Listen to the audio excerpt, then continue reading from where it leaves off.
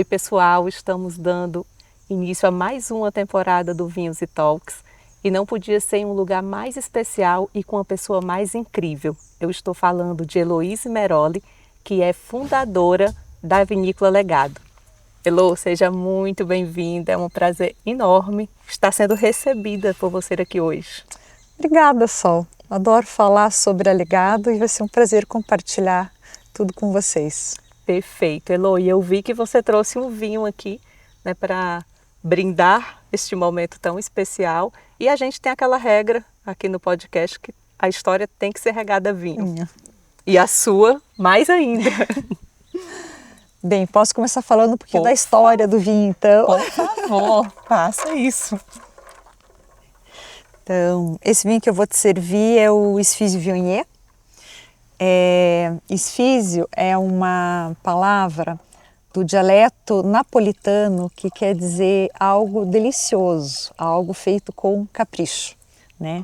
Então toda a nossa linha Esfizio é muito especial. E esse aqui é o Esfizio Viognier, então ele é 100% uva Viognier, é uma uva do sul da França, pela qual eu me apaixonei muitos anos atrás. E foi isso que me levou a trazê-la para cultivar aqui. Então, é a nossa uva branca principal hoje, com a qual eu faço o Flair, também o nosso espumante, o Esfizio Viognier e também o Sapienza branco. Nossa, vamos experimentar então essa delícia, como diz o nome. Faz muito jus. Maravilhoso, Elo. Maravilhoso. Você vê? Pode falar. Elo, mas me conta, aqui a vinícola tem uma história que antes era uma fazenda onde criava suínos e você fez toda uma transformação. Conta um pouco pra gente como é que se deu isso. Então, essa fazenda foi do meu primeiro marido, pai dos meus filhos. Ele faleceu quando eles eram bem pequenos. Era uma fazenda que tinha sido montada e organizada para ser uma fazenda leiteira e de suinocultura, né?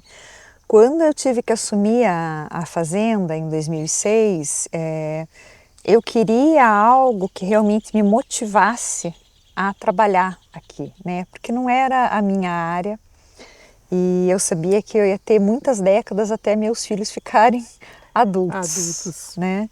Então eu optei pela viticultura, pela enologia, porque eu tinha uma paixão pessoal pelos vinhos, né? Era uma coisa de família, assim, de ter aprendido sempre a valorizar o vinho entre as amizades, as reuniões de família, o vinho com a gastronomia, né? E é uma coisa que realmente requer muito tempo, né? É muito gratificante também. Mas precisa de muita dedicação. Sim, sim. Então foi um processo que levou muitos anos, né? Aos poucos eu fui vendendo os animais, né? E desmontando as estruturas para adaptar a fazenda para a produção de vinho, né? Então, onde antes era, por exemplo, a produção de leite, a parte de envase de leite, tratamento, laboratório, hoje é onde eu tenho o laboratório de análise dos vinhos, é onde eu tenho os tanques de vinho para elaboração, né? Então foi feito todo um trabalho gradual, ali principalmente entre 2010 e 2020, né, buscando essa transição. E quando você, Elo, começou, né, em 2006, você já era enóloga ou essa paixão veio depois? Eu era consumidora de vinho. Só consumidora. Apaixonada por vinho, como tantos amigos nossos, tantas pessoas que a gente conhece que se encantam com o vinho, né? O vinho é agregador. Mas a minha relação com o vinho era de consumidora, né? Então, ali a partir de 2006, primeiro eu fui procurar uma assistência técnica, né, para localizar dentro da propriedade onde seriam as melhores áreas, que tipo de uva começar plantando, de que maneira organizar esse vinhedo, né? Então foi um período ali de importação de uvas e plantio entre 2006 e 2010, né? As uvas daqui vieram de onde primeiro que você trouxe? Uma parte delas veio da França e uma parte da Itália, né? Então eu trabalho hoje com a Merlot, a Cabernet Sauvignon, a Pinot Noir, a Viognier e a Fiano, que é uma uva branca italiana que é muito rara. Então foi sendo uma coisa que foi sendo implantado aos poucos, né? E como é que foi esse primeiro, quando você viu o primeiro vinho? Isso foi emocionante, isso foi emocionante. Eu até estava pensando que esse ano vai fazer 15 anos que eu lancei o meu primeiro espumante. Nossa, que legal. Porque foi o Flair 2008, né? E o primeiro foi um primeiro espumante? Foi um espumante. Eu comecei pelos espumantes, porque eu já era muito apaixonada por espumantes, né? Então, comecei pelos espumantes, mas foi uma produção super artesanal essa primeira safra. Foram, acho que deu umas 380 garrafas e foi tudo assim amassado na mão, né? Foi prensado, foi fermentado, mesmo. sim. Que legal. As garrafas foram fechadas manualmente, uma a uma, né? Então foi uma coisa assim bem artesanal. E você ainda tem alguma guardada dessa? Tenho. Ai, que legal. Naquele ano a gente fez branca e rosé, mas as brancas todas foram vendidas ou consumidas, né? A gente vendia só para os amigos, não era comercial ainda, né? E da rosé eu ainda tenho. Que bacana. Nossa, sim, é uma relíquia, né? Sim, que não dá pra... sim, faz parte da nossa história, não tem preço. Não tem preço, é verdade. Não tem mais valor comercial. Elô, e como foi se dando? Eu sei que você tem vinhos premiados, né? Como foi acontecendo essa transição e como você também foi se adaptando, né, a esse mundo? Eu fui começando a fazer primeiro uma pós-graduação na área de agronegócio, daí eu fiz um curso de sommelier, né? Depois disso eu fiz uma pós-graduação em viticultura e enologia, né? E aos poucos eu fui reorientando toda a parte produtiva, né? Me cercando de pessoas cada vez que soubessem mais, que pudessem aportar mais coisas, né? E aprofundando o meu conhecimento, o meu estudo. No início, eu digo assim, os prêmios nos pegavam de surpresa, né? Hoje, eu acho que os prêmios referendam uma qualidade que a gente já conquistou, né? E como foi o primeiro? Olha, eu até não diria assim, não sei se o primeiro foi o mais importante, né? Para nós, para mim em particular, é um momento de premiação muito importante, que foi um momento de virada nossa, assim, foi em 2017, quando a gente participou da primeira Vinibra Expo, que é uma feira de vinhos brasileiros. Foi a primeira feira de grande porte exclusivamente de vinhos brasileiros, né, que tinha 50 vinícolas nacionais, as maiores vinícolas do país. E eu levei alguns vinhos nossos para essa exposição e entre eles o Lote 13. O Fizio Lote 13 é um vinho que leva muitos anos em produção, ele não é safrado, ele é um corte de várias safras, é feito de uvas pacificadas, então é um trabalho assim de baixo rendimento, muita concentração, muita estrutura, muito tempo em barrica nova, e eram assim, sei lá, umas 300, 400 garrafas, assim, um lote pequeno. E eu fui achando que seria a última feira que a gente iria participar, porque a gente estava numa situação financeira extremamente difícil naquele ano. O que sustentava e sustenta ainda a vinícola é a atividade agrícola, né? Então, a gente foi surpreendido realmente, porque ele ficou como o terceiro melhor vinho tinto do Brasil, né? E Nossa, isso, gente, que orgulho, não tem como a gente ganhou, não ficar muito feliz com o resultado desses. Em função disso, a gente ganhou o prêmio de vinícola revelação daquele ano, né? E isso colocou a viticultura paranaense no mapa, né? Porque você já tinha algumas pessoas produzindo vinhos finos no Paraná, mas não com uvas cultivadas aqui, né? Então, uvas trazidas de outras regiões, não eram vinhos assim genuinamente paranaenses, né? Então, foi a primeira vez que se ouviu falar, né, de um vinho de alta qualidade produzido aqui no estado. E os seus vinhos, eles são vinhos de autoria mesmo, são todos daqui, todos das uvas que são produzidas aqui. Sim. Nossa, isso é muito legal, apesar de dar realmente, além de dar muito trabalho, é um risco também muito alto. Sim, é verdade. Esse ano, por exemplo, que a gente teve um fenômeno de El Niño num nível muito maior do que a gente tinha visto nesses últimos 20 anos, eu perdi 70% da nossa produção. Teve algumas uvas que eu simplesmente não vou ter esse produto esse ano porque não tem uva. Nossa, é uma tristeza enorme, né? Você tem que ter um equilíbrio emocional. É uma realidade que eu digo assim, grande. que outras empresas não conseguem nem imaginar. Imagine você cortar 70% do teu faturamento assim numa semana de chuva. E eu vou dizer que vai além da questão comercial e financeira, porque Sim. Nossa, a gente está tendo aqui tá ouvindo os pássaros? que gostoso. Tem um apego emocional. Quando você produz essa coisa de mexer com a terra, né, de forma geral, e quando você aquilo que você planta, você produz. Então todo esse processo mexe muito eu imagino, né, que deva mexer muito com a gente. Eu sempre faço muito paralelo do vinho com a maternidade, porque eu digo, você leva 20 anos trabalhando incessantemente, cada dia, né, colocando tudo de você ali, para aí sim você ver o resultado, né? Então é realmente uma coisa, e nem tudo depende de você, assim como um filho, não depende de você, depende do clima, né? Tem vários fatores ali que não estão nas tuas mãos, né? Então eu digo que é um processo que traz, acho que muita humildade até diante das forças da natureza. Sim, e um respeito, né, muito grande também por isso. Com certeza. Essa coisa, e é muito bonito, eu imagino que seja muito gratificante. Sim, é apaixonante mesmo. Mexer com a terra assim, é uma coisa que eu acho que depois que você começa, pode até um dia você mudar, mas não é uma decisão que eu imagino que seja fácil.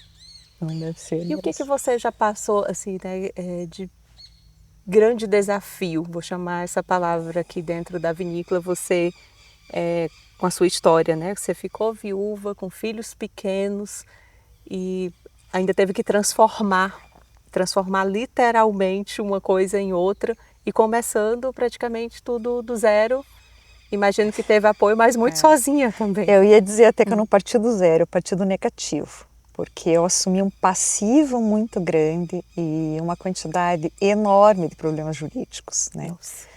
Então é realmente assim, por isso que eu digo, é isso que é o legado para mim, sabe? É o legado que eu vou deixar para os meus filhos, que não é o vinho e não é a terra, né? É o exemplo, né? Porque eu acho que é o melhor tipo de educação. E o legado que eu deixo para os meus filhos é o legado que eu quero que eles carreguem com eles a vida inteira, que é da integridade, que é da ética, que é do trabalho. Que lindo! Né, de você dar tudo de si para buscar um resultado, buscar a excelência, né, acreditar nas suas convicções e trabalhar para isso, e que as coisas se constroem a longo prazo. E que não tem preço, né? Exato. Não tem preço. É bem isso. Eu digo assim, se eles tiverem que sair daqui do Brasil hoje, com uma mão na frente e outra atrás, e não tiverem nada para carregar consigo, eles vão ter isso sempre com eles. É verdade. E isso ninguém pode tirar. Não, bem isso. Ninguém. É imaterial. Nossa, muito, muito lindo. Tudo isso que você falou, emocionante. E por que o nome Legado?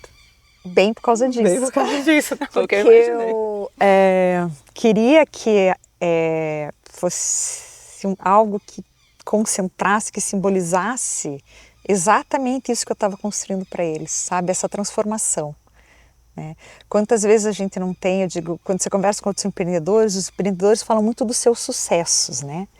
Mas é muito difícil você falar das tuas dores, né? Dos problemas reais, né?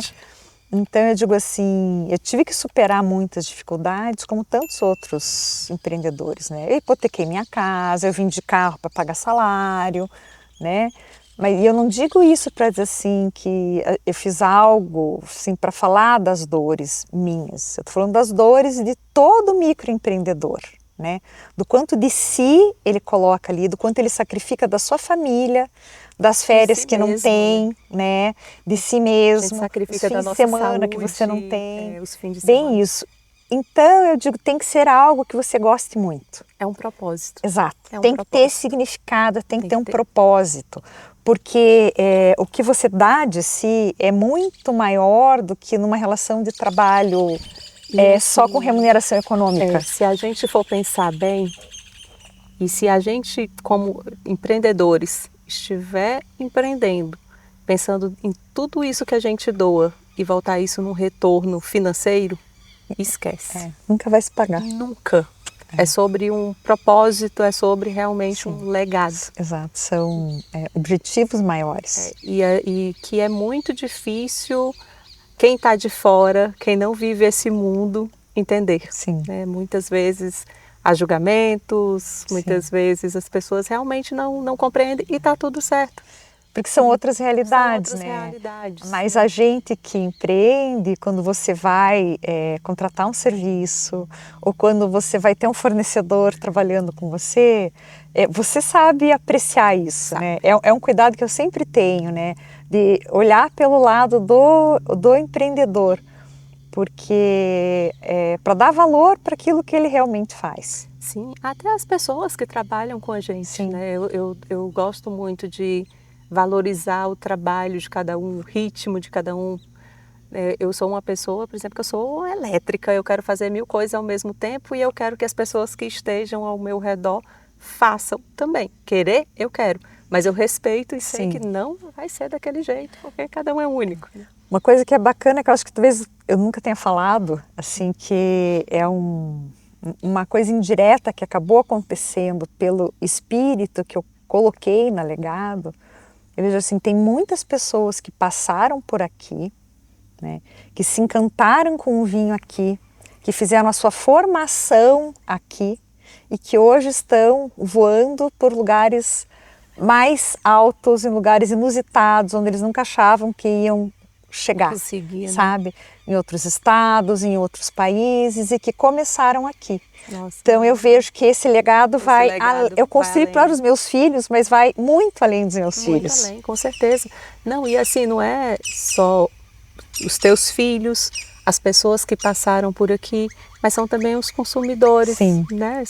Então, assim, isso se espalha né, quando a gente tem esse propósito. Isso é uma coisa muito gostosa, eu digo assim, ver, por exemplo, você falou dos desafios, né? A gente teve, evidentemente, um desafio muito grande com o fechamento da pandemia, porque a gente está em torno de Curitiba, e Curitiba fechou os estabelecimentos de lazer Sim. por 8 meses, né?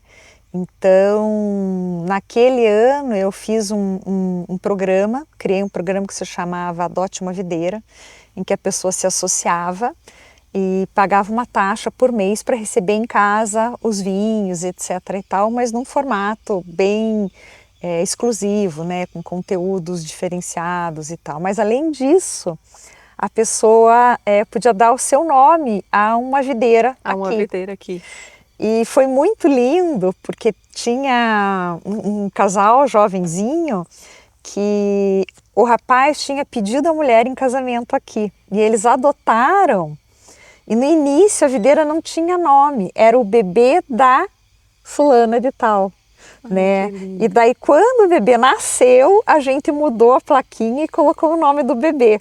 Então... Você sabe que você está falando isso e eu acho que no dia que ele pediu essa mulher em casamento, foi um dia que estava tendo um evento da confraria e a gente estava aqui. Sim, é capaz, é capaz. Gente, eu lembro desse episódio. Gente, então, que história. Sim, e tem muita coisa assim que a gente fica sabendo. Eu digo, a gente faz parte dos melhores momentos, né? Dos momentos de celebração, dos momentos de alegria. Principalmente. E a gente sente esse vínculo, né? Nesses anos todos, né? A gente começou a comercializar em 2014, a receber as pessoas em 2015. Então, nesses anos todos, nesses 10 anos assim de estar aberto, né, para receber as pessoas, a gente foi criando vínculos com muitas delas, né? Então, isso é outra coisa que estimula, a gente a continuar, com certeza. né? Quando você às vezes está numa situação que você está quase desistindo, se perguntando por que insistir, né? É tão difícil. Sabe, é uma coisa que eu sempre falo, a gente pode ter todas as ideias, né? A gente ter várias coisas dentro dos nossos negócios, mas tudo gira em torno das pessoas. E no final, Sem tudo dúvida. é com e para. Sim. É com as pessoas e para Sim, as pessoas. Sim, é bem isso mesmo. E a gente se realiza dessa forma. É incrível, né? Eu digo, é o que é o combustível. É isso que dá energia para a gente ter energia para fazer tudo isso. Para fazer tudo isso, é né? verdade. É quando a gente vê o resultado, é quando a gente vê alguém feliz com aquilo que a gente batalhou tanto para fazer. Sim. Eloy, você tem um espaço aqui lindo, maravilhoso, né? A gente com toda essa trilha sonora dos pássaros. Sim. E você faz eventos aqui. Sim, a gente procura fazer todo mês algum evento da própria vinícola aqui, né? Até dia 13 de abril, que é um sábado à tarde, eu vou fazer uma degustação especial, guiada, eu mesma vou guiar, são todos os 5 vinhos da nossa linha Esfísio. Vou servir inclusive o Esfísio Lote 13, né? Que é maravilhoso, fantástico. E que é um vinho que raramente a gente abre, né? Porque são pouquíssimas garrafas, né? Sim. E... São quantas? Fala um pouco da produção do Esfísio Lote 13. Para produzir o Esfísio Lote 13, a gente tem que escolher as melhores uvas do vinhedo. São sempre uvas Merlot. Então a gente já tem uma noção dentro do vinhedo em qual área que a gente consegue alcançar esse nível de qualidade e vai monitorando. Tem um momento muito preciso para a colheita, porque ela tem que ter um pouquinho mais de acidez, mas ela já tem que estar com o tanino muito maduro, né? E ela tem que estar com a pele absolutamente perfeita. Eu não posso ter nenhum foco de doença, porque essa uva ela vai ser colhida, né, manualmente. Ela é colocada em caixas, que são caixas perfuradas e ventiladas, né? Então você não pode colocar muitas frutas, né? Você tem que deixar espaçado. É realmente todo um processo bem... para que fique ventilado. E aí a gente vai a cada 2, 3 dias pesando amostras daquelas uvas para ver o quanto ela desidratou, né? A partir do momento que chega lá no nível de desidratação, em torno de uns 30%, daí a gente começa a fazer análise química. Quando ele chega no ponto que a gente quer de densidade, aí sim a gente faz a prensagem dessas uvas que já estão bem mais murchas, com mais concentração de açúcar e tudo, faz a prensagem e daí faz a fermentação, né? É uma fermentação mais lenta, porque é um líquido que é muito mais viscoso. Então vai acompanhando essa fermentação com temperatura controlada, tudo de perto. Quando finaliza, a gente faz uma decantação e aí o líquido é passado com a barrica de carvalho francês novo, né? E aí ela fica em torno de 3 anos, mais ou menos 4 anos, porque no final desse processo, para você ter uma ideia, o último que a gente fez, a última edição, foi em 2021 o corte, né? Então nós fizemos o corte em junho de 2021 com várias barricas, então eu pego barricas de idades diferentes, né, para fazer o corte, e aí ele fica mais 1 ano em garrafa antes de ser lançado. Não tem como um negócio desse dar ruim. Não tem como. É um vinho que eu digo assim, ele traz camadas de complexidade e uma intensidade, né? E é um vinho que você viaja. Sim, ele é quase um vinho de meditação. Com a idade, com a evolução em garrafa, ele chega a ser um vinho de meditação. Mas ele é maravilhoso. Eu já tive a oportunidade de experimentar ele. E, meu Deus, quando eu perguntei, nossa, de onde que é esse vinho? Né? E foi até com a Lu, inclusive, né? A Lu disse, é da Heloísa, da Legado. Meu Deus! As pessoas se surpreendem. E eu usei exatamente essa palavra, ele faz a gente viajar. Então, nesse evento, a gente vai servir cada um dos vinhos, né? Tendo pouca gente, então vai ter chance de conversar, fazer perguntas, trocar ideias, né? Que legal. Porque, além de tudo, eu dou aulas, então eu gosto disso, sabe? Eu acho que fomentar a cultura do vinho é importante. Sim. As pessoas terem essa percepção de que, sim, o vinho tem álcool, mas eu digo, ele até tem álcool, mas não é o que faz do vinho a bebida que acompanha o ser humano há 8.000 anos. Não. Né? O vinho ele tem muita história, né? Sempre tem muita história envolvida, muita dedicação, muito propósito. Eu sempre brinco, né? Eu digo, é o primeiro milagre de Jesus. Eu brinco também, eu digo, não é à toa que Jesus não escolheu cerveja ou araque para transformar. Deus sabe o que faz. Sim. Não discuta. Né? Elô, e ainda tem vagas para esse evento? É dia 13, é isso? Tem, porque nós colocamos em circulação no Instagram agora, semana passada, aí tem lá no link na bio da Vinícola tem a maneira de acessar. E fora isso, a gente sempre faz eventos, eu faço muito evento para terceiros também, né? Então a gente faz muito para a empresa que quer aproveitar um dia tranquilo, assim, né? Com esse aqui, uma experiência. Sim, comemorações, né, aniversários, degustações harmonizadas com jantares e almoços, né? Então, tanto eventos sociais como corporativos, a gente faz bastante também. Ai, que bacana, muito legal. Sim, é bem gostoso. A gente tem que, eu digo, o Brasil é muito jovem. O problema é ir embora, né, depois que chega. Então, quando é grupo, é um problema fácil de resolver, porque você aluga uma van, né? A van vai embora, te deixa aqui. Te traz e te leva, né? Assim, nada como ter amigos que se programam com você para compartilhar um momento desses, né? É mais fácil. E essa região aqui, né, que você está perto de Curitiba, mas está um pouquinho afastado.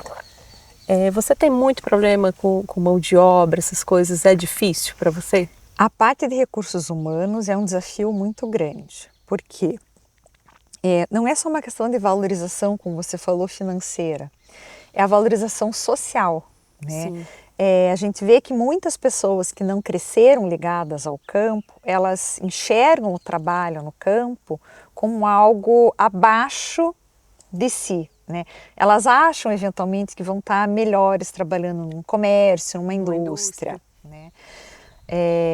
É uma questão de maneira de olhar a vida, porque eu digo, aqui você mora num lugar como esse, em 5 minutos você sai da sua casa e está no seu lugar de trabalho, né? Você no final do dia está com os teus filhos, sim, você tem esse ambiente, né, de verde, de planta, um ambiente familiar e tudo.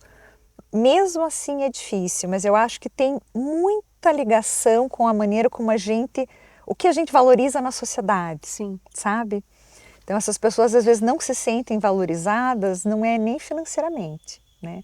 A hora que você vai, imagina, né, assim, conversar com alguém e tal, e de repente a pessoa está com a mão manchada porque trabalhou no campo, você deprecia aquilo, né? E devia ser o contrário, porque nenhum de nós teria o que comer se não existisse. Se não existisse alguém que está lá lidando na terra, né? Não, a terra ela tem que ser muito respeitada, né? Muito amada. Acho que a gente tem realmente, infelizmente, uma cultura que não aprecia tanto isso. Isso mesmo. Né? Que não fomenta tanto isso. Verdade. Mas, para mim, a coisa mais maravilhosa é como você acabou de dizer. A gente não vive sem. Não vive sem, a gente não teria o que comer. Sim. Né? Então não tem como ser diferente. Às vezes você diz, não vivo sem internet, não vivo sem o Mercado Livre entregando. A gente vive. A gente já viveu. Antes. A gente já viveu. Agora, sem comida, sem não. Comida, a gente ninguém vive. E sem vinho. Sem vinho eu também não vivo mais. Não dá. Não dá. Sem tudo, menos sem vinho. Então, essa coisa do amor à terra é uma coisa que me move também. Então, a propriedade hoje, ela tem muito mais do que a reserva legal necessária, protegida, né? 55% da propriedade é de mata nativa, né? Gente, que fantástico, Elô. Eu tenho 11 nascentes aqui. A gente tem uma fauna muito rica. Tem quantos hectares a propriedade inteira? O total inteira? são 250 hectares. Essa é bastante grande. Para a região é muito grande. É muito grande, eu tô falando porque região, mas... foi sendo adquirida aos poucos de vários proprietários e foi sendo consolidada, né? Então realmente é. E é isso que dá essa noção de horizonte, né? Então eu digo, você olha aqui da sede da vinícola, assim, não tem nada como o pôr do sol aqui. Eu digo, eu vejo o pôr do sol aqui há só, vamos arredondar aí uns 35 anos. Então, mas não tem um igual ao outro e eu não canso. Não, não Porque tem como. você olhar para o vinhedo, para as montanhas, com o sol se pondo e uma taça E de uma taça de vinho, vinho.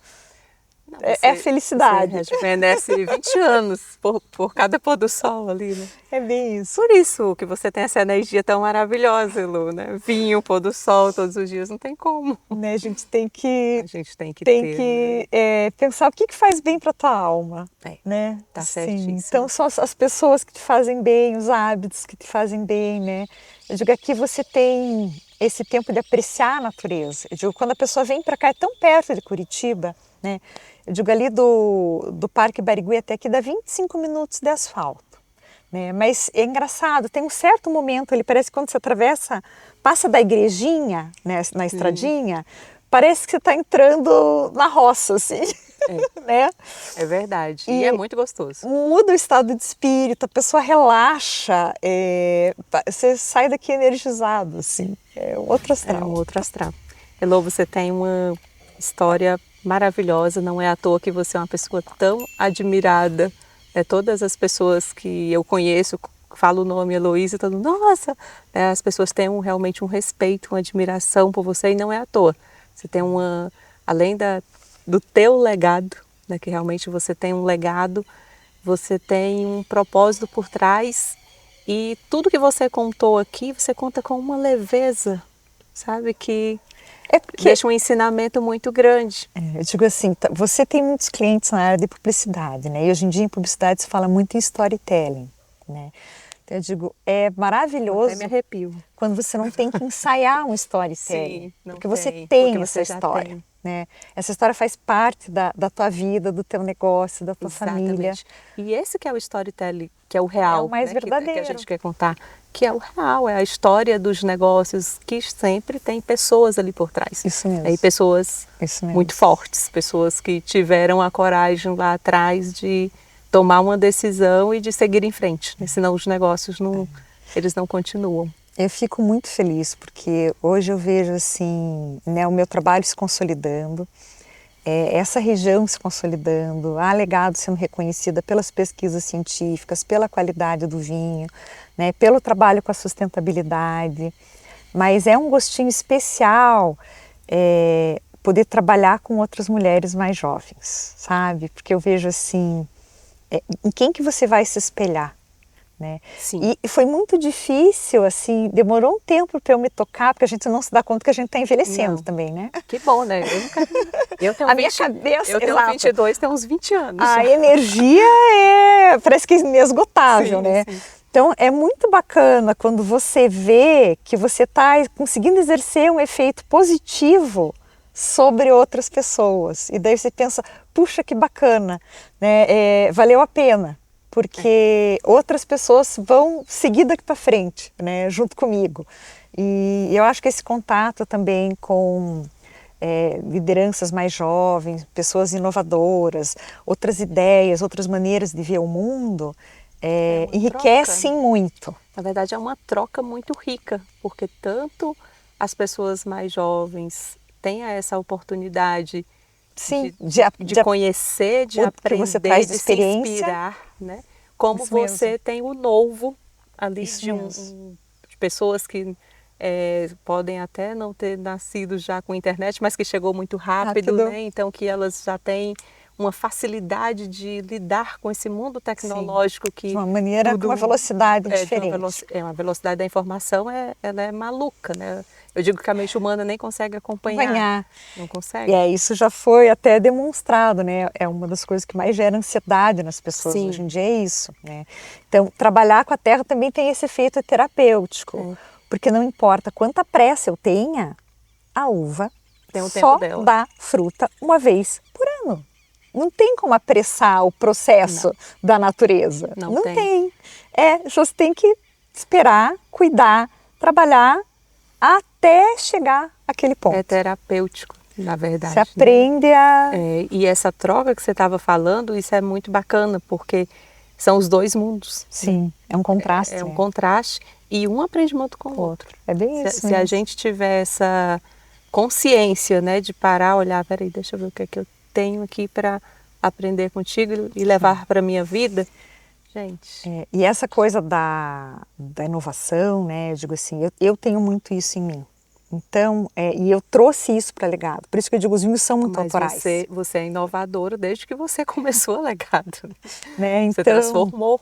Sim, não tinha cultivo de uva vinífera transformou nessa zero, região. Né? Você iniciou algo. Então eu vejo assim, esses dias eu estava reorganizando, né, os nossos rótulos, etc. e tal, e eu estava vendo, nossa, o quanto de coisa inovadora tem nos meus produtos. Né? São tiragens pequenas às vezes, a gente está falando de uma exclusividade assim de 300 garrafas por ano, 500 garrafas por ano. Então são rótulos muito exclusivos, né? Mas aí eu penso assim, né? Ninguém tinha feito um espumante com uva Viognier antes, né? Esse foi um caminho que eu criei, né? O vinho pacificado, não safrado, claro que existem outros vinhos pacificados no mundo, né? Mas um vinho pacificado de Merlot, né? Também foi uma coisa Paraná, inovadora, né? A pura birra, né? Que é esse, não é exatamente uma grape ale, mas até pode ser encarado como uma grape ale, mas ela tem uma proporção ali de uva vinífera muito grande, e tem uma refermentação, uma segunda fermentação em garrafa do mosto de vinho e da cerveja junto. Então eu digo assim, o próprio fiano laranja, né? Assim, tem uma série de coisas mais fora da caixinha, né?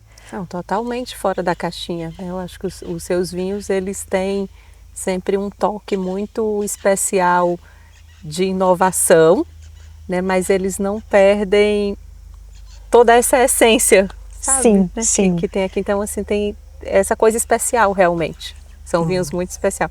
Olha, temos um novo integrante aqui, participante no nosso podcast. Essa aqui é a Pandora, é a nossa Pandorela. mascote, é a Relações Públicas da vinícola, né?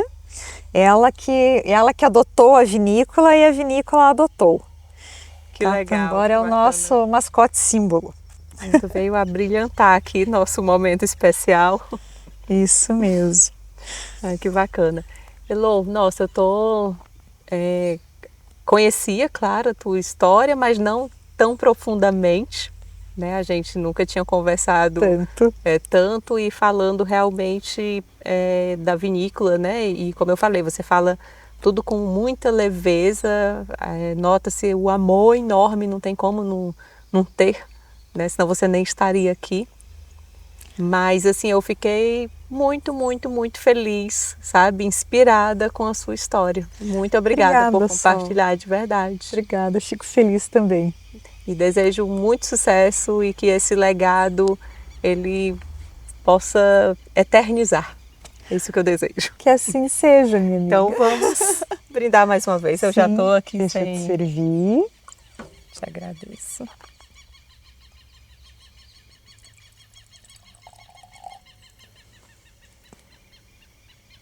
Posso dizer mais uma coisinha? Por favor. Você pode falar mais uma hora, se você quiser. O nosso espumante, que foi meu primeiro produto, né, é o Flair. O nome foi escolhido em conjunto por vários amigos, né? E Flair quer dizer feito com graça ou com elegância. Então eu digo que a gente tem que fazer como uma bailarina, né? Ela tem um trabalho enorme, tem todo aquele esforço, passa por mil dificuldades e tudo para chegar lá no palco, né? E parecer aquele movimento tão leve, tão suave, tão maravilhoso. E ninguém sabe como estão os pés ali, né? E mesmo assim ela continua bailando porque para ela aquilo tem significado e vai além do corporal, né? É verdade. Então o que eu espero é que a gente possa celebrar a nossa vida com muito flair. Então, com muito flair e muito legado.